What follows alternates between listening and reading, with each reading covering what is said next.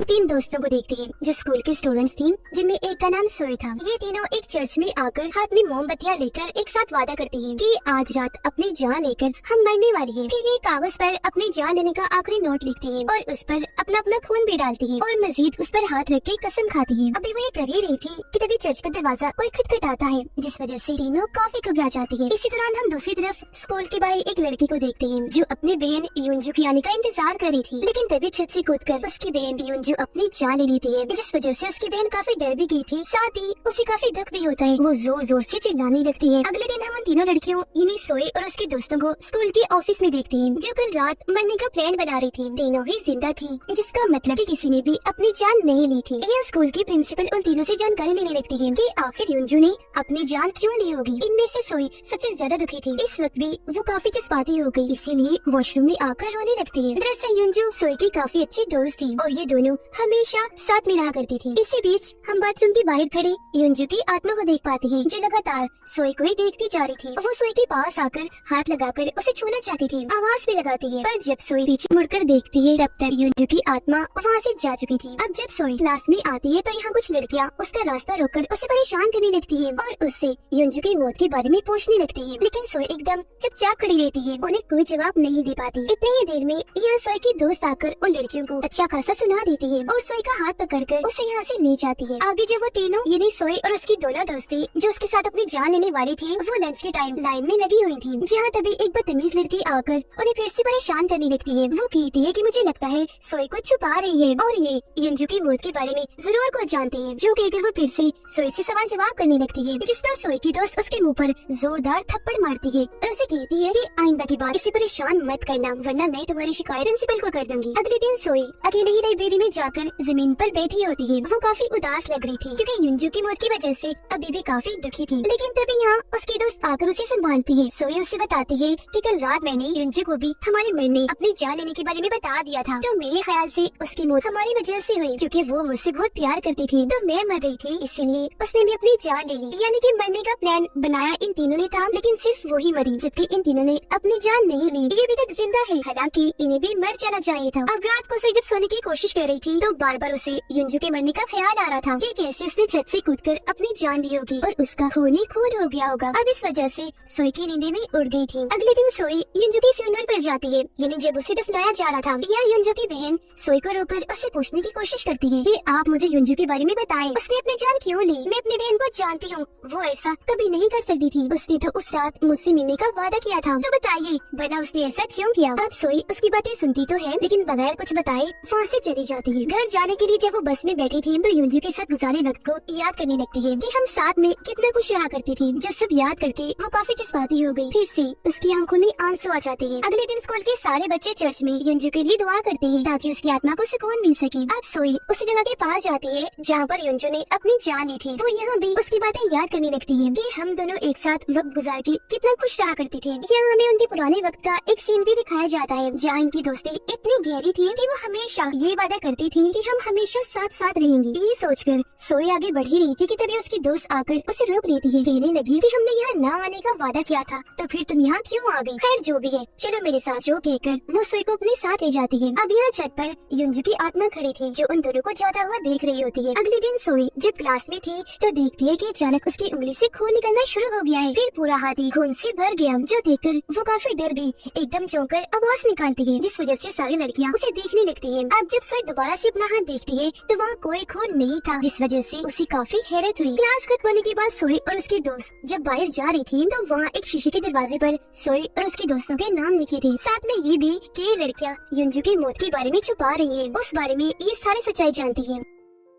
अब ये देखकर सोई की दोस्त को उस बदतमीज लड़की पर शक हुआ, इसीलिए वो फौरन उसके पास जाकर पूछती है कि तुमने हमारा नाम और हमारे बारे में वो बकवास क्यों लिखी वहाँ? इस पर वो कहती है मैंने नहीं लिखा, मुझे कोई जरूरत नहीं है, और हो सकता है ये युंजू की आत्मा ने लिखा हो। रात के वक्त सोई और उसकी दोनों दोस्तें चर्च में मिलती हैं। यहाँ सोई उन दोनों को कहती है क्यों ना हम स्कूल में सबको सारी सच्चाई बता दें, जिससे हमें कभी भी कोई परेशान नहीं करेगा। ये सुनकर दोनों दोस्तें काफी हैरान रह जाती है, कहती है नहीं नहीं, हम ऐसा नहीं कर सकते, अगर हमने सारी सच्चाई बता दी तो हमें स्कूल से निकाल कर कहीं और भेज दिया जाएगा, साथ ही हमारी काफी बदनामी भी होगी, कोई भी इज्जत नहीं करेगा हमारी, सब क्या सोचेंगे। जिस बात पर सोई मान जाती है कि ठीक है हम किसी को कुछ नहीं बताएंगे। अब जब ये तीनों घर के लिए जा रही थी तो उनकी एक दोस्त बार बार पीछे मुड़कर देखने लगती है। सोई और दूसरी दोस्त जब उससे पूछती है कि क्या हुआ, कौन है पीछे, बार बार पीछे मुड़कर क्यों देख रही हो, तो वो जवाब देती है कि मुझे ऐसा लग रहा है जैसे कोई कब से हमारा पीछा कर रहा है। पर उसकी दोस्त ये कहकर बात को टाल देती है कि तुम युंजू के बारे में कुछ ज्यादा ही सोच रही हो, इसीलिए तुम्हें ऐसा महसूस हो रहा है। मेरी बात मानो, उसे अपने ज़हन से निकाल दो, इतना मत सोचो उसके बारे में। अभी से स्कूल की एक और बच्ची बिल्डिंग से कूदकर अपनी जान लेने की कोशिश करती है क्योंकि उसकी क्लास की लड़कियां उसे बहुत परेशान करती थी, जिस वजह से उसे सुकून पाने के लिए मरने के अलावा और कोई रास्ता दिखाई नहीं दे रहा था। कूदने के लिए उसने जैसे अपने कमरे की खिड़की खोली, अचानक वहाँ आकर युंजू उसे रोक लेती है। साइड में गिराकर पहले उसके ऊपर थप्पड़ मारती है, फिर उसका गला घोटकर खुद उसकी जान ले लेती है। अब रात के वक्त सोई की एक दोस्त को उसके डैड काफी मार रही थी क्योंकि वो फुल शराबी नशे में थी। अपनी बेटी को इसलिए मार रही थी क्योंकि उन्हें लग रहा था कि वो ठीक से पढ़ाई नहीं कर रही क्योंकि पेपर्स में उसके नंबर कम आए थे। उधर सोई की दूसरी दोस्त एक चाबी की मदद से अपनी सारी किताबें फाड़ने लगती है क्योंकि उसे पता चला था कि इस बार फर्स्ट कोई और आया है। फिर वो चाबी अपने हाथ में पकड़ लेती है। यहाँ हमें पता चला कि ये चाबी उस स्टूडेंट को दी जाती है जो पूरे साल फर्स्ट आता है, पर क्योंकि इस बार फर्स्ट कोई और आया था इसलिए अगले दिन प्रिंसिपल से वो चाबी वापस मांगती है, जिस पर वो कहती है कि प्लीज ये चाबी मेरे पास ही रहने दीजिए। यहाँ हमें पता चला कि इस बार फर्स्ट दरअसल युंजू आई है जिसकी मौत हो चुकी है। ये जानकर सोई की उस दोस्त को काफी गुस्सा आता है, इसीलिए वो वहाँ से बाहर आ गई क्योंकि हमेशा की तरह इस बार भी फर्स्ट वो ही आना चाहती थी। वो अब जाती है अपनी दूसरी दोस्त के पास क्लास में, जहाँ वो देखती है कि उनकी दोस्त की आंख पर चोट लगी है क्योंकि कल रात उसके डैड ने उसे बहुत बुरी तरह मारा था। उसकी जख्मी दोस्त कहती है कि प्लीज आज रात मेरे साथ मेरे घर पर रुक जाओ क्योंकि मेरे डैड मुझे फिर से बहुत मारेंगे। इस बात का वो कोई जवाब नहीं देती। अब ये दोस्ती जब लंच करने कैंटीन में गयी तो वहाँ कुछ लड़कियाँ ये अफवाह फैला रही थी कि युंजू ने कूदकर अपनी जान इसलिए ली क्योंकि वो माँ बनने वाली थी। ये अफवाह सुनकर सोई को काफी बुरा लगता है, इसीलिए वो अपने दोनों दोस्तों को लेकर बाहर आती है बात करने। अब उसके ऐसा करने से उसके दोस्तों को लग रहा था कि ये अफवाह सोई ने फैलाई, जिस पर वो मना कर देती है, ये कहती हुई कि मैं ऐसा कभी नहीं कर सकती क्योंकि युंजू मेरी बहुत अच्छी दोस्त थी। वो जब बातें कह रही थी तो तभी उनकी दोस्त को पेड़ के पीछे कोई खड़ा हुआ दिखाई देता है। वो घबरा गई। उसने जब इस बारे में दोनों को बताया और जब उन्होंने वहाँ देखा तो वहाँ कोई भी नहीं था। अब सोई अफवाह की वजह से बहुत परेशान थी, इसीलिए वहाँ से जाने लगती है, लेकिन फिर से कुछ लड़कियाँ उसका रास्ता रोककर उसे परेशान करने लगती है और युंजू के बारे में पूछने लगती है, जिससे सोई को इतना गुस्सा आता है कि उन्हें साइड में धक्का मारकर वहाँ से जाने लगती है। तभी उसके सामने युंजू की छोटी बहन आ जाती है और रो रो कर उससे युंजू की माँ बनने वाली बात पूछती है। ये भी बताती है कि मैंने उसका पूरा कमरा चेक किया था लेकिन वहाँ से मुझे कोई ऐसा सुराग नहीं मिला जो इस बार की तरफ इशारा करता कि युंजू अपनी जान लेने वाली है। सोई इस बार भी उसे कुछ नहीं बताती और वहाँ से चली जाती है। इस वजह से युंजू की बहन काफी दुखी हो गई और फैसला करती है कि अब मैं उस छत पर जाकर खुद ही इस बात का पता लगवाऊंगी कि आखिर मेरी बहन ने अपनी जान क्यों ली। वो जब छत पर गई कोई सुराग ढूंढने तो वहाँ उसे कुछ न मिला, जिस वजह से वो काफी परेशान हो गई। उसे इतना दुख होता है कि वो भी छत पर आकर खोदकर अपनी जान लेने का फैसला करती है, लेकिन तभी पीछे से युंजू की आत्मा आकर अपने बहन को खींचकर उसकी जान बचा लेती है। अब हमें कुछ वक्त पहले का सीन दिखाया जाता है जब सोई की दोनों दोस्ती उसकी जिंदगी में आई थी तो वो युंजू को कम टाइम देने लगी थी। इन्हें ज्यादातर अपनी उन दोनों दोस्तों के साथ ही रहती थी, जबकि उनके आने से पहले युंजू और सोई हमेशा एक साथ रहा करती थी। अब उसकी दूरी की वजह से युंजू को काफी बुरा लग रहा था। इन दिनों सोई का एक लड़का भी दोस्त बन गया था जो दोनों एक दूसरे को पसंद करने लगी थी। वो एक साथ बहुत खुश थी, इसलिए चोरी चोरी उन दोनों ने शादी कर ली। कुछ दिन के बाद पता चला कि सोई माँ बनने वाली है। अब जब ये बात सोई के हस्बैंड की मॉम को पता चली कि मेरे बेटे ने एक तो चुपके से शादी कर ली और दूसरा उसकी वाइफ माँ बनने वाली है, तो उसे बहुत बुरा लगा क्योंकि वो नहीं चाहती थी कि इसी स्कूल में पढ़ने वाली लड़की मेरे बेटे की वाइफ बनी और उसके बच्चे की माँ। तो इसीलिए वो सोई को हॉस्पिटल लेकर गयी, जहाँ उन्होंने उसके बच्चे को मरवा दिया। इस बात से सोई को बहुत दुख हुआ और जब उसने ये बात अपने हस्बैंड को बताई कि तुम्हारी मॉम ने मेरे साथ ये किया, तो बजाय सोई को साथ देने वो उससे लड़ने लगता है। कहता है कि तुम एक अच्छी लड़की नहीं हो, मेरे लायक तो बिल्कुल भी नहीं। जो कहने के बाद वो उसे अपनी शादी ही तोड़ लेता है। इस बात से सोई इतना परेशान रहने लगी कि एक दिन गुस्से में उसने युंजू के साथ बहस कर ली, जिस वजह से उनकी नाराजगी हो गई। अब सीन वापस से प्रेजेंट टाइम इन्हीं मौजूदा वक्त में आ जाता है, जहाँ रात में सोई अकेले झूला झूल रही थी, लेकिन बार बार उसे ऐसा महसूस होता है जैसे साथ वाले झूले में युंजू की आत्मा बैठी है, जिसका चेहरा खून से भरा हुआ है। इस वजह से वो इतना घबरा गई कि हड़बड़ी में वो झूले से नीचे गिरकर बेहोश हो जाती है। अगली सुबह सोई जब क्लास में अकेली बैठी थी तो यहाँ वही बदतमीज लड़की आकर उसे धक्का मारती है, फिर से परेशान करने लगी और युंजू की मौत के बारे में पूछने लगती है। कहती है कि मैं जान गई हूँ कि तुम और युंजू बहुत अच्छी दोस्ती थी, इतनी अच्छी कि तुम्हारा बहुत प्यार था, लेकिन तुम्हारे दोनों दोस्तों को ये चीज बर्दाश्त नहीं हुई। वो जानबूझकर तुम्हारी दोस्ती में घुस गयी, इसलिए ताकि युंजू हर वक्त टेंशन में रही, उसका पढ़ाई में दिल न लगे, जिस वजह से उसकी फर्स्ट पोजीशन न आई और तुम्हारी वो दोस्त जो हमेशा फर्स्ट आती थी हर बार की तरह वही फर्स्ट आई, तो इसी वजह से तुम ही युंजू की मौत के जिम्मेदार हो। तुम्हारी ये टेंशन लेने से उसने परेशान होकर अपनी जान ली। ये सुनकर सोई को बहुत दुख होता है, इसीलिए वो यहाँ से चली जाती है। उसके जाने के बाद वहाँ युंजू की आत्मा आ जाती है और पीछे से उस लड़की पर हमला करके उसका मुंह पकड़ लेती है, दम घोटकर जान से मारने की कोशिश करने लगती है। असल में युंजू की आत्मा ऐसा इसलिए कर रही थी क्योंकि ये बदतमीज लड़की बार बार सोई को परेशान कर रही थी, ताकि वो इसकी बातों से तंग आकर टेंशन लेकर अपनी जान ले ले। कुछ देर के बाद सोई जब क्लास में वापस आई तो वो लड़की वहाँ से गायब थी, जो देखकर उसे काफी हैरानी हुई। फिर अब स्कूल में ये अफवाह फैल गई थी कि युंजू ने इसलिए अपनी जान ली क्योंकि सोई उसको छोड़कर अपने दोनों दोस्तों के साथ वक्त गुजारने लगी थी। इन सब बातों का सोई पर काफी बुरा असर पड़ता है, वो बहुत दुखी हो गई और बस इसी के बारे में हर वक्त सोचती लगती है। इतना परेशान हो गई थी कि एक खिड़की पर अपना हाथ जोर से देकर मारती है, जिससे वहाँ का कांच टूट जाता है, जबकि सोई के हाथ पर भी काफी गहरी चोट लग गई थी, जिससे उसका खून बहने लगता है। सोई के हस्बैंड की मॉम गाड़ी से कहीं जा रही थी, वो फोन सुन रही थी और बहुत खुश नजर आ रही थी, लेकिन तभी अचानक उन्हें गाड़ी में अजीब सा महसूस होने लगा, जिसके साथ ही दर्दनाक आवाज वहाँ आना शुरू हो गई। ये आवाज इतनी बुरी और तकलीफ दी थी कि उनके कानों में चुभन पैदा कर रही थी, जिससे बचने के लिए उन्होंने अपने कानों पर हाथ रख लिया, लेकिन फिर भी नाकाबिले बर्दाश्त आवाज की वजह से उनके कानों के पर्दे फट जाते हैं और उनका खून बहने लगता है। साथ ही साथ अब आंखों, नाक और मुंह से भी खून बहने लगा था, जिस वजह से उन्हें इतनी तकलीफ हुई कि वही उनकी मौत हो जाती है, वो भी बहुत दर्दनाक। उन्हें भी युंजू की आत्मा नहीं मारा था क्योंकि सोई के बच्चे को उन्होंने मरवाया था, इसलिए जिससे हम जान पाए कि युंजू हर उस इंसान को मार रही है जिन्होंने कभी भी सोई को परेशान किया हो, उसे तकलीफ पहुंचाई हो। अब स्कूल में सोई की दोस्त उसे फंसाने के लिए लड़कियों को कह रही होती है कि उस रात छत पर युंजू के साथ सोई भी थी, उन दोनों ने एक साथ मिलकर अपनी जान लेने का फैसला किया था, लेकिन मरी तो सिर्फ युंजू ही, जबकि सोई ने उसके साथ बेईमानी की और उसने अपनी जान नहीं ली। ये बताने के बाद जब वो वॉशरूम में आई तो उसके सामने युंजू की आत्मा आ जाती है, जो खून से लथपथ थी, जिससे वो इतना डर गई कि पीछे जाके गिरती है। थोड़ी देर के बाद जब वो क्लास में आई तो अपने दोस्त को इस बारे में बताती है कि मैंने वॉशरूम में युंजू की आत्मा को देखा, वो अब हमें भी नहीं छोड़ेगी। जो सुनकर उसके दोस्त को यकीन नहीं आता क्योंकि उसे लग रहा था कि ये बस इसका वहम होगा। अब जब वो क्लास से बाहर आई तो उसे फिर से खिड़की के बाहर युंजू की आत्मा दिखाई देती है, जिससे वो इतना घबरा गई कि जोर जोर से चिल्लाने लगती है। उसकी आवाज सुनकर सारे वहाँ आए तो उसने बता दिया कि बाहर युंजू की आत्मा है। अब जब सारे बच्चों ने बाहर देखा तो वहाँ युंजू की आत्मा कहीं भी दिखाई नहीं देती, बस वहाँ युंजू की छोटी बहन ही खड़ी थी। थोड़ी देर के बाद युंजू की छोटी बहन क्लास में आती है सोई से मिलने के लिए। इस बार वो अपनी बहन के बारे में सोई से कोई सवाल नहीं करती, बल्कि उसे रिलैक्स करती है, शांत करने लगी, क्योंकि इस वक्त भी सोई काफी परेशान थी, जिससे हम समझ पाए कि असल में युंजू की आत्मा ने अपनी बहन को सब कुछ सच सच बता दिया था। अब जब सोई की वही दोस्त जिसे बार बार युंजू की आत्मा दिखाई दे रही थी, वो उसकी बहन के बाल पकड़कर उसे पीटने लगती है, क्योंकि उसे लग रहा था कि युंजू की बहन ही बार बार अपनी बहन की आत्मा बनकर मुझे डरा रही है। ये देखकर सोई उन लोगों की लड़ाई छुड़वाकर उन्हें शांत करती है और युंजू की बहन को वहाँ से जाने का कहती है। अब युंजू की बहन वहाँ से जाने के लिए मान तो गई, पर जाते जाते वो सोई की दूसरी दोस्त को कहती है कि अच्छा होगा अगर तुम सारी सच्चाई सबको बता दो। जिस बात से सोई की उस दोस्त को इतना गुस्सा आता है कि वो युंजू की बहन को धक्का मारकर क्लास से बाहर करती है और दरवाजा बंद कर लेती है। अब सोई की वो जख्मी दोस्त जिसे बार बार युंजू की आत्मा नजर आ रही थी, डर की वजह से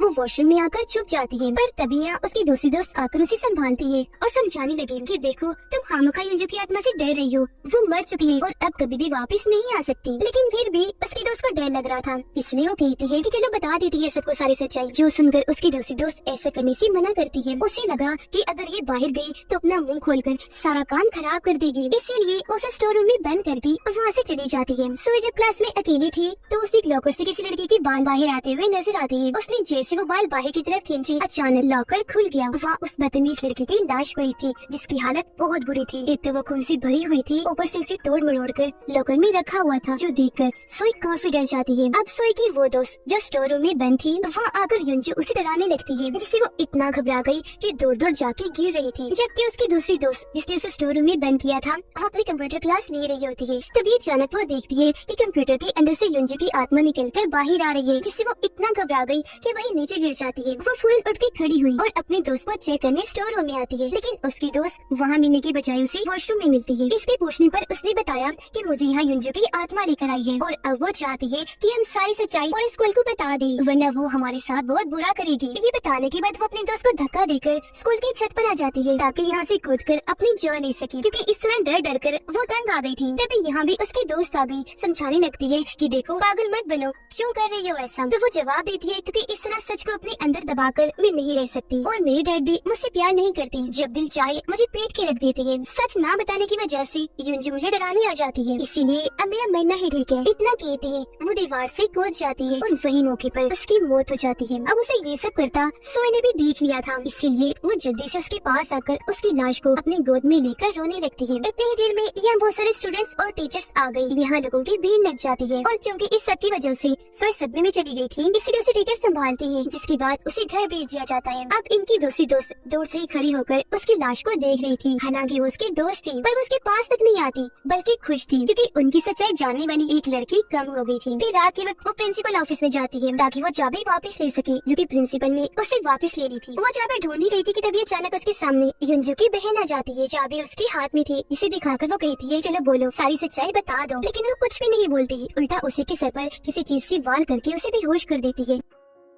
बेहोश करने के बाद वो उसके पास जाकर चुपके से कहती है कि तुम्हारी बहन युंजू पागल थी जो सोए की जगह खुद मर गई। ये कहने के बाद वो यहाँ से सीधा चर्च में जाती है। उस रात इन्होंने जो अपनी जान लेने वाला नोट लिखा था उसे जला देती है ताकि उस रात का कोई भी सुराग बच न सके। ये करने के बाद वो सीधा सोए के पास जाती है और उसे कहने लगी कि हमारे उस दोस्त को युंजू ने ही मारा है और अब वो हमें भी नहीं छोड़ेगी, मार डालेगी। तो अब चलो उठो, चर्च जाते हैं ताकि गॉड से अपनी गलतियों की माफी मांग सके। ये बात मानकर सोई उसके साथ चर्च में आ जाती है, पर जैसे दोनों एक कमरे में जाने के लिए अंदर गए तो उसकी दोस्त फौरन बाहर आकर दरवाजा लगा देती है और सोई को अंदर ही बंद कर देती है। और अब यहाँ ये राज खोलती है कि उस रात मैंने अपनी जान लेने का प्लान सिर्फ तुम्हें ही मारने के लिए बनाया था, क्योंकि तुम्हारी वजह से मैं हमेशा फर्स्ट आने से रह जाती थी। यानी कि उस रात प्लान के मुताबिक सोई के दोनों दोस्तों ने सोचा था कि इस प्लान में हम सोई को धोखा देंगे, यानी मरने का प्लान होगा तीनों का ही, लेकिन जब कूदने की बारी आएगी तो वो ना कूद कर सिर्फ सोई को ही कुदा देंगे। इसी के साथ हमें पास्ट यानी माजी का वो वक्त दिखाया जाता है जब ये सब कुछ हुआ था, जहाँ चर्च में सोई और उसकी दोनों दोस्तें बैठकर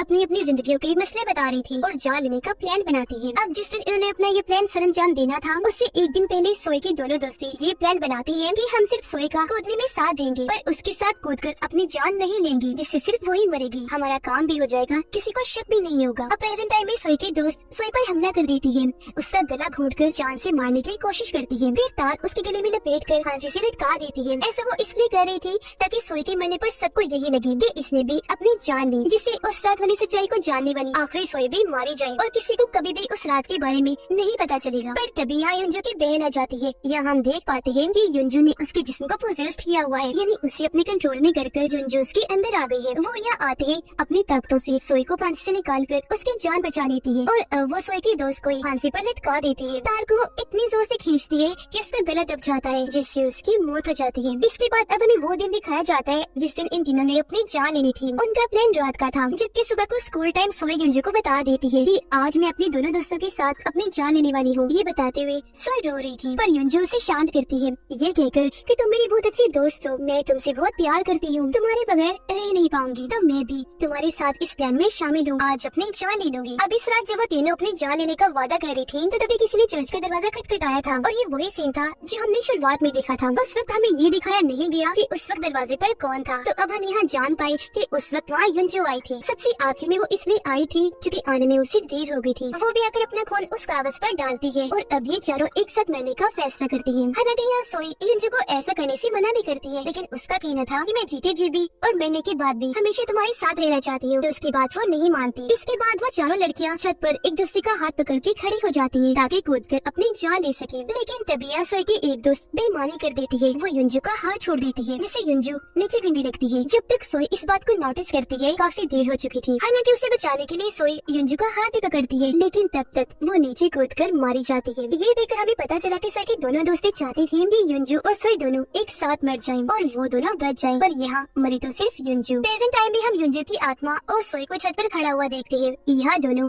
एक दूसरे को प्यार करती है। ये सोई जज्बाती होकर युंजू से माफी मांगती है तो वो सोई की गले से लग जाती है। अब सोई देखती है कि ये मुझसे इतना प्यार करती है, इसीलिए उसने फैसला किया कि मैं भी कूदकर अपनी जान ले लूंगी, फिर हमेशा युंजू के साथ रहूंगी जैसा हमने वादा किया था। और वो उसका हाथ पकड़कर छत की दीवार पर खड़ी हो जाती है। जैसे कूदने लगी, युंजू की बहन आकर सोए का हाथ पकड़कर उसे बचा लेती है। तब यहाँ अपनी बहन को देखकर युंजू सोए से कहती है कि तुम मरने की बजाय मेरे साथ जाने की बजाय जिंदा रहो और मेरी बात अब मेरी बहन की बड़ी बहन बनकर उसका ख्याल रखो। जिस पर सोए उससे वादा करती है कि तुम परेशान ना हो, मैं ऐसे ही करूंगी, तुम्हें या इसे कभी भी कोई शिकायत नहीं होगी। ये सुनकर युंजू की आत्मा काफी खुश हो गई और अब वो इन दोनों को हमेशा के लिए छोड़कर वहाँ से चली जाती है। इसके बाद हम सोए के हस्बैंड को देखते हैं जिसने अब दूसरी शादी करनी थी। वो दोनों जैसे लिफ्ट में गई, हम लड़की का चेहरा देख पाते हैं जो होगा वो युंजू जैसा लग रहा था, जिसका मतलब कि युंजू ने इसको भी पोजेस्ट कर लिया है और अब वो उस लड़की के अंदर आ चुकी है क्योंकि यहाँ वो उसके हस्बैंड से सोए का बदला लेने आई थी।